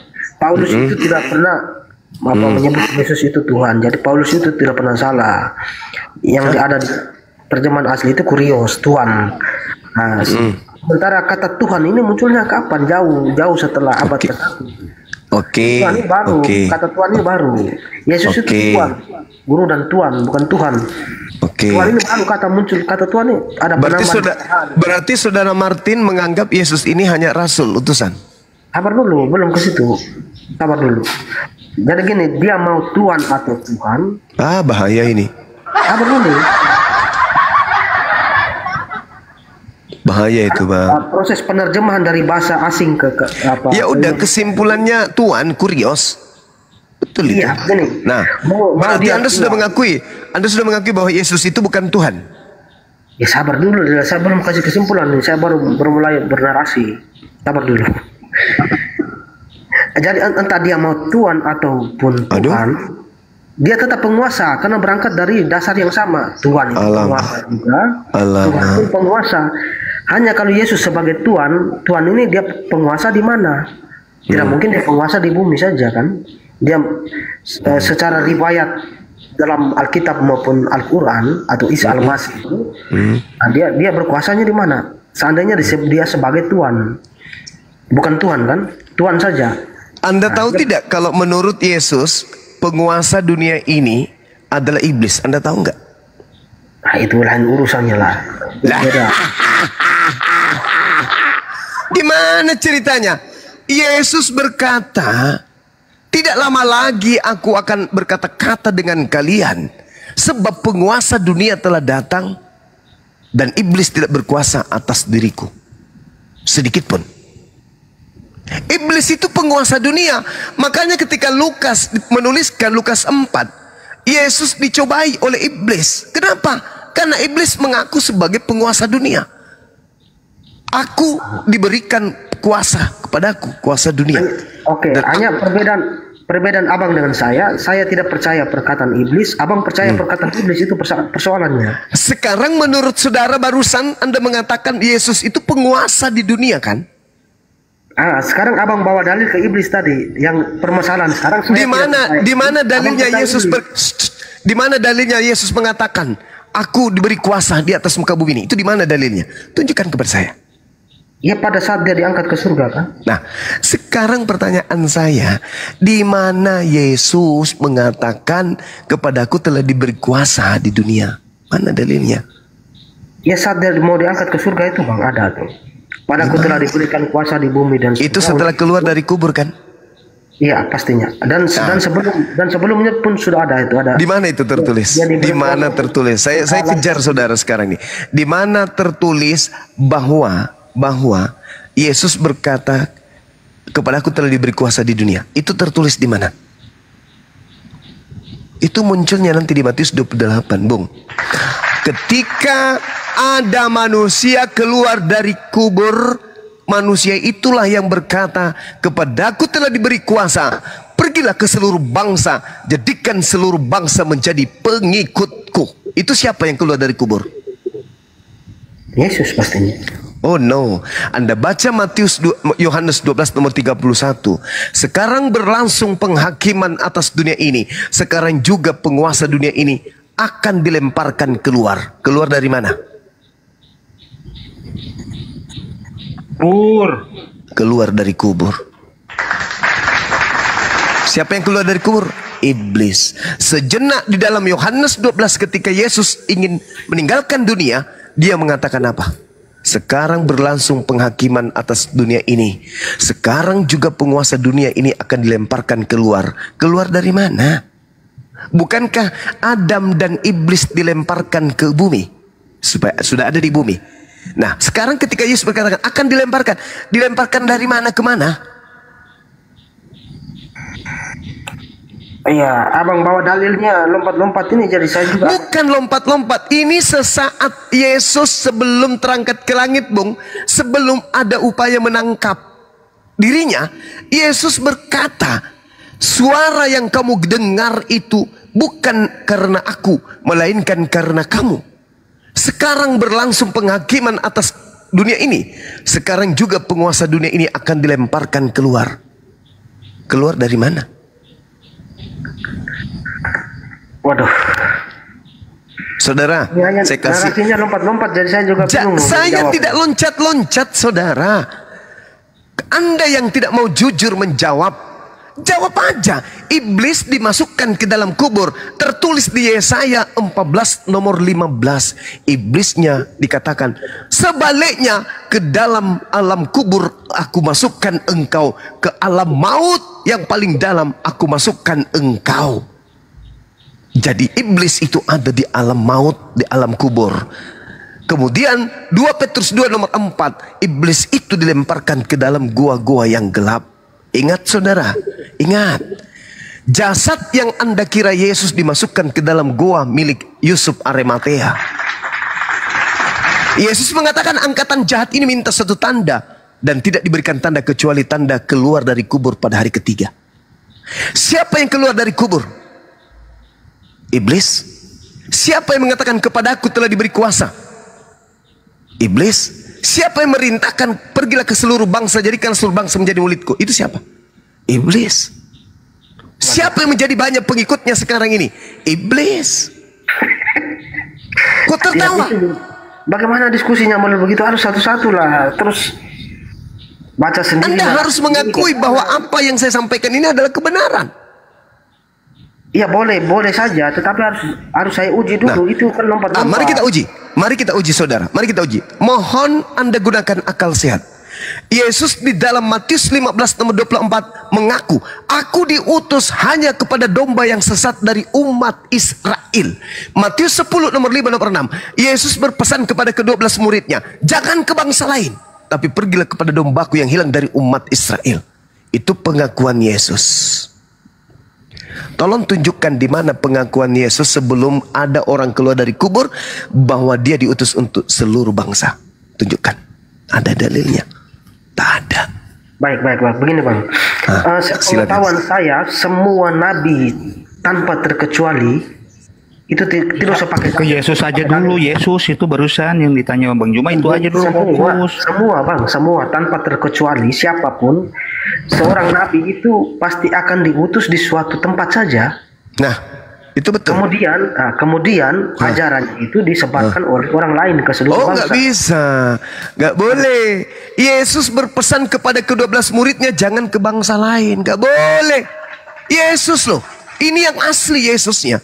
Jangan ke bangsa lain, itu yang asli. Sekarang yang keluar dari kubur berbeda. Kepadaku telah diberi kuasa, baik di langit maupun di bumi. Pergilah, jadikanlah seluruh bangsa menjadi pengikutku. Itu siapa? Kok bertentangan dengan Yesus? Sedangkan Yesus berkata, waspadalah kepada Yesus palsu yang datang kepadamu dengan memakai namaku dan berkata, akulah Mesias. Dia akan menyesatkan banyak orang. Nah sekarang mana Yesus yang memiliki pengikut banyak itu mana? Kristen kan? Maka pada endingnya sebatas narasi begitu ya siapapun bisa lah. Harus kita uji satu persatu dalilnya itu. Silakan. Yang mana yang Anda ingin uji? Yesus datang sebagai manusia. Paulus mengatakan dia menerima Injil bukan dari manusia. Uji aja itu. Siapa Yesus yang bukan manusia ini? Anda sendiri mengatakan dia manusia, Yesus manusia. Siapa Yesus yang bukan manusia ini? Yang datang kepada Paulus siapa?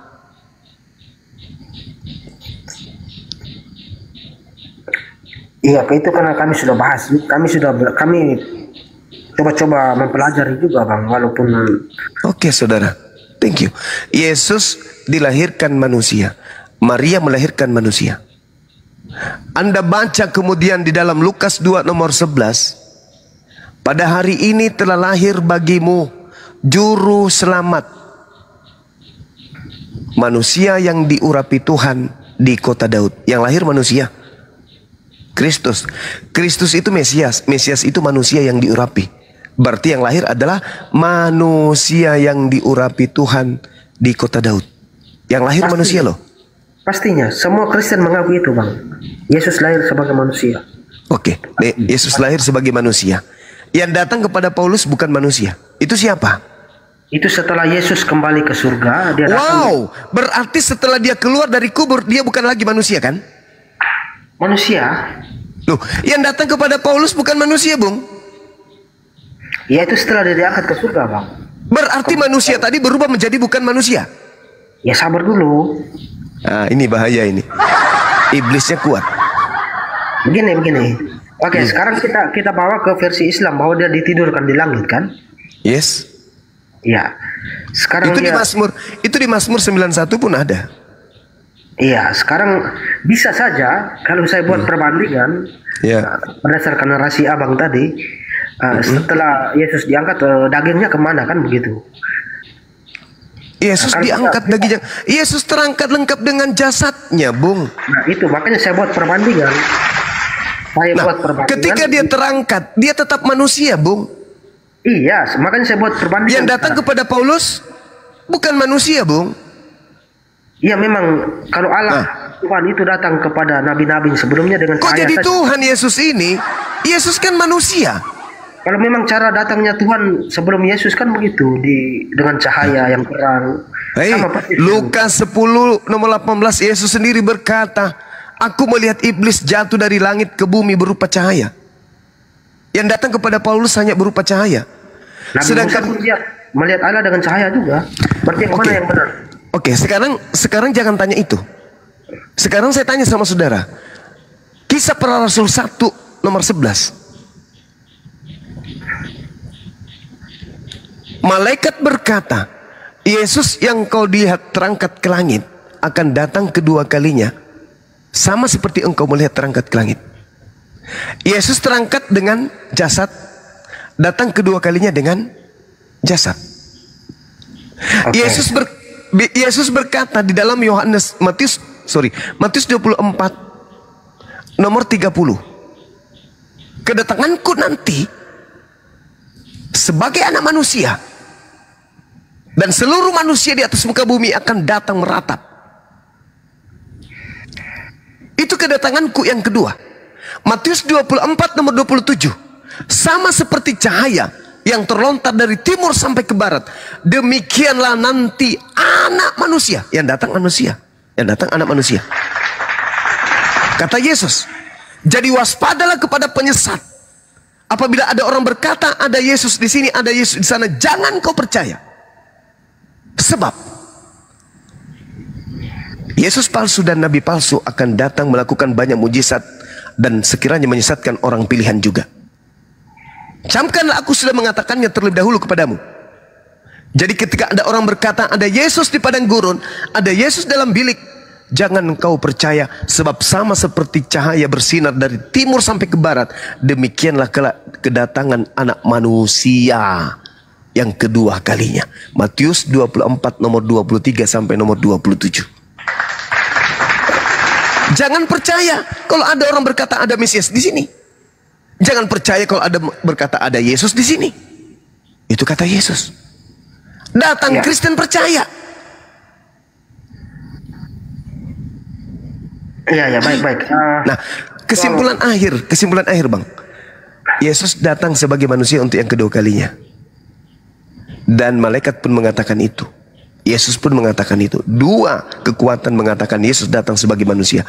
Sedangkan Paulus datang kepadanya makhluk aneh yang bukan manusia, tapi mengambil nama Yesus. Ingat pesan Yesus, waspadalah kepada iblis yang datang kepadamu dengan memakai nama Yesus dan berkata akulah Kristus. Ingat Galatia 1 nomor 11-12.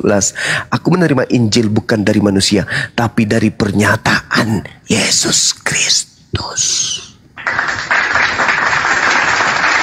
Sejak kapan Yesus bukan manusia? Dia duduk di samping kanan Bapa sebagai anak manusia. Dia datang kedua kalinya datang sebagai manusia. Dia menghakimi sebagai manusia. Sejak kapan dia berubah menjadi bukan manusia?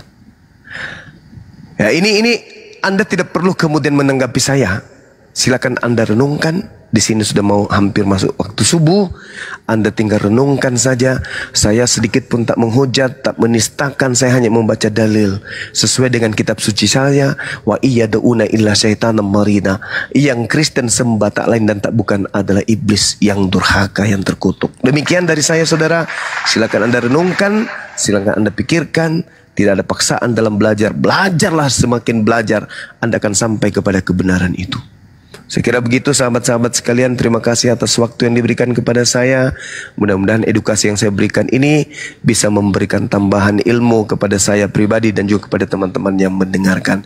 Terakhir saya minta kepada sahabat-sahabat untuk rajin mensubscribe channel para apologet Islam Indonesia, Zulkifli Abbas Official, Handi Selebes Channel, Alif Channel, siapa lagi Pera Istar Channel, Muslimah Channel dan seterusnya. Silakan. Mudah-mudahan kita bisa bersama untuk berlomba mencari amal jariah melalui dakwah apologet ini. Demikian, subhanakallahumma bihamdi asyhadu an la ilaha illa anta astaghfiruka wa atubu ilaik. Salam tauhid, salam satu Tuhan, jayalah Islamku, jayalah Indonesiaku. Assalamualaikum warahmatullahi wabarakatuh. Waalaikumsalam warahmatullahi wabarakatuh. Terima kasih Bang Martin, Anda berdiskusi dengan sangat baik, Masya Allah. Silakan yang lain. Jadi begitu ya Bang Martin ya. Iya, izin ya. Izin. Sebenarnya ini tema yang sama